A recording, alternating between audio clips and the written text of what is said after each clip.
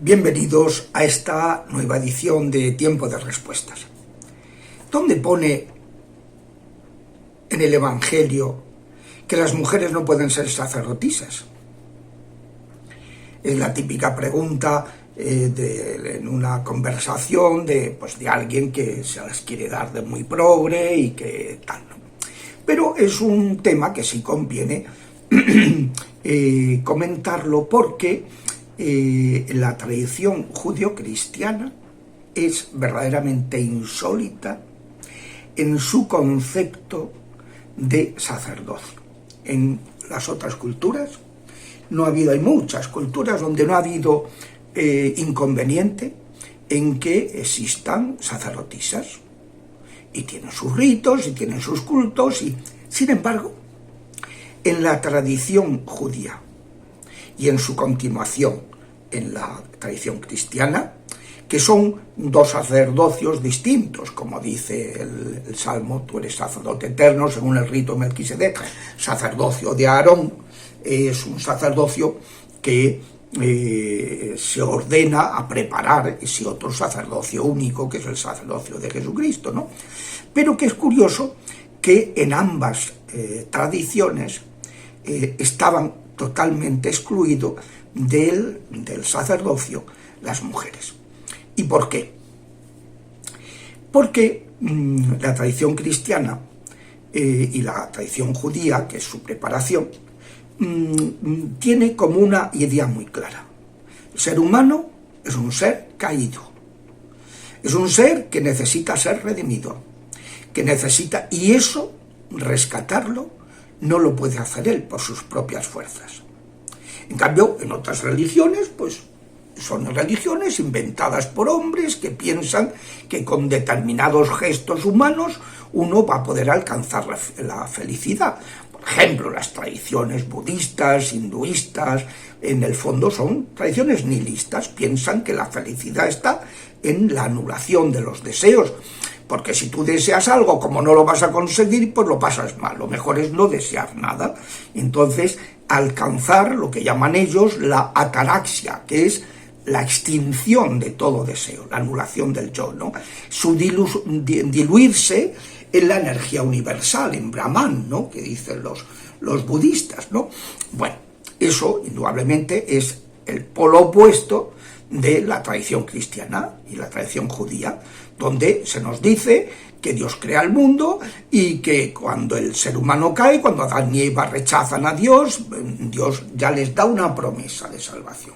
Pondré enemistad, le dice a la serpiente, entre ti y la mujer, entre el linaje tuyo, que es el pecado, y el linaje de la mujer, que es Cristo. Este linaje te aplastará la cabeza, cuando tú solo podrás darle una mordida en el talón, ¿no? Hacerle una herida, sí, lo mató, pero al tercer día resucitó y él te aplastará la cabeza.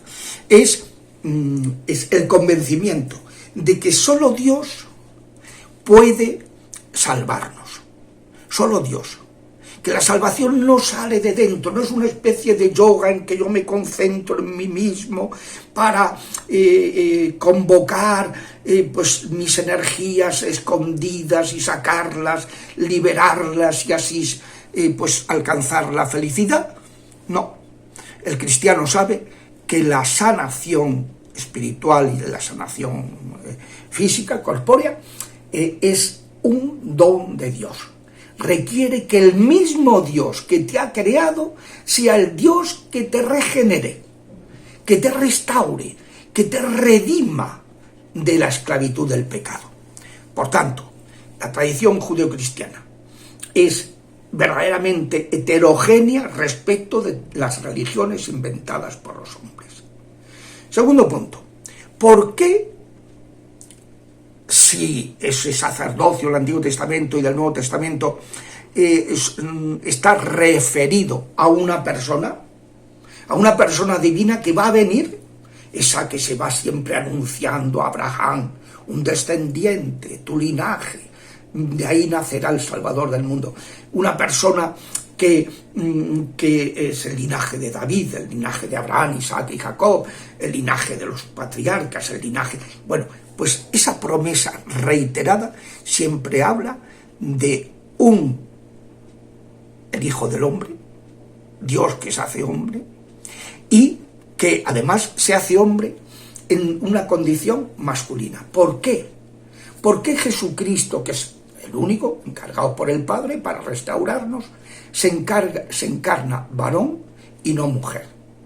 Por ejemplo, de las personas que rodeaban a Jesucristo, la más excelsa no ha sido un varón, no ha sido Pedro, por más que a Pedro le confiara el primado de sus apóstoles.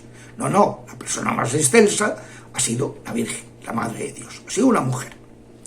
Pero, ¿por qué a su madre no le confió el sacerdocio Jesucristo? ¿Es que era una mentalidad machista? No, si es que en la época había otras religiones que habían sacerdotisas, por muy machistas que fueran, pero no es esa la cuestión. ¿Por qué el prometido, el Mesías de Yahvé, tenía que ser varón y no mujer?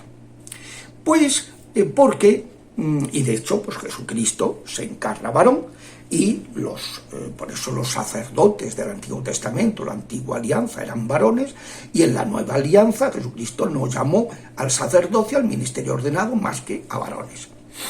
Había mujeres que desempeñaban diversos servicios, que le acompañaban con sus bienes, que organizaban cosas, que tal.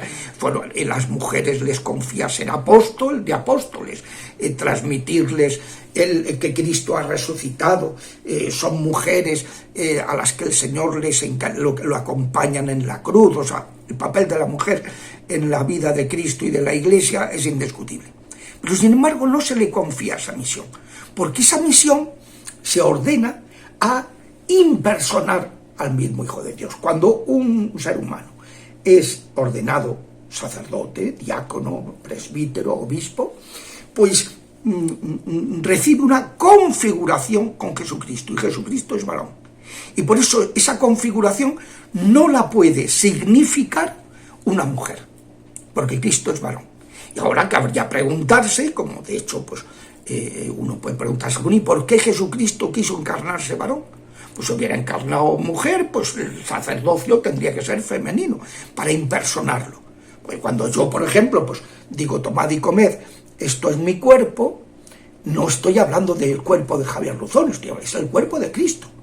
Por tanto, es mi cuerpo, yo tengo que impersonar a Jesucristo en ese momento. Cuando digo, yo te absuelvo, estoy impersonando, estoy actuando in persona Christi. Pues yo no puedo perdonar pecados, eso solo lo puede hacer Dios. Si yo hago eso, es porque estoy impersonando a Jesucristo. Entonces, ¿por qué tiene que ser varón? No se puede ordenar una mujer, porque tiene que impersonar a Jesucristo, porque esa es su misión. Y eso no lo significaría adecuadamente si no fuera varón, ¿no? Y claro, pero si uno dice, bueno, es que Cristo no es Dios, él se atuvo a la... Bueno, pero es que Cristo es Dios, que es el problema que hay en todas estas facciones dentro de la Iglesia. Por ejemplo, los obispos alemanes, esta parte del episcopado alemán, pues que una de las postulados que tienen es el sacerdocio femenino. Claro, ellos, pues, se han educado en esa exégesis bíblica, esa interpretación de la Biblia, la racionalista, que quitan todos los milagros. Claro, si Cristo no hizo milagros, pues Cristo no es Dios. Y si Cristo no es Dios, pues lo que dijo está muy bien para su época, pero para la nuestra no, hay que adaptarlo, porque es un hombre que no puede tener en cuenta. Ahora, si Cristo es Dios y Cristo no llama al sacerdocio más que a varones, pues por mucho que tuvieran muchos defectos, pero fue a los que llamó, pues eso quiere decir que es una función reservada a varones. Y así lo declaró Juan Pablo II, que la Iglesia considera que no tiene la capacidad de llamar al sacerdocio a mujeres. Pero digo que la última pregunta es esa: ¿por qué Cristo quiso encarnarse varón? Pues muy sencillo. En la vida espiritual siempre en la Biblia se plantea como una relación esponsalicia con Dios. Dios es el esposo y el pueblo es la esposa. Así aparece en todo el Antiguo Testamento y luego aparece en el Nuevo Testamento. Entonces, si Dios es el esposo, Cristo, que es la persona encargada por el Padre para venir a cumplir la misión divina de salvarnos, Cristo tenía que encarnarse en forma de esposo. Su función no era recibir, sino dar la salvación. Y por eso Cristo se encarna varón, para cumplir esa misión. Porque tiene la misión de ser el esposo que va a dar su vida, como dice San Pablo, por su iglesia, por cada uno de nosotros, que somos la esposa. Y en el orden espiritual, seamos varón o seamos mujer, todos tenemos que tener la actitud de la esposa, de acoger y recibir al esposo. Por eso no cabe que el pelagianismo, el querer yo me salvo por mí mismo. No, porque yo soy la esposa. Yo no tomo la iniciativa, por así decirlo. No soy el que... No, yo recibo al varón. En este caso, en el plano espiritual, el varón es Cristo. Esa es la razón por la cual Cristo se encarna varón, para significar la necesidad esponsalicia para que la salvación la realice el propio Dios, ¿no? Y como el sacerdocio es una prolongación en el tiempo de ese sacerdocio, pues solo pueden ser llamados a ese ministerio ordenado varones. Y ahí lo dejamos. Hasta la semana que viene, si Dios quiere.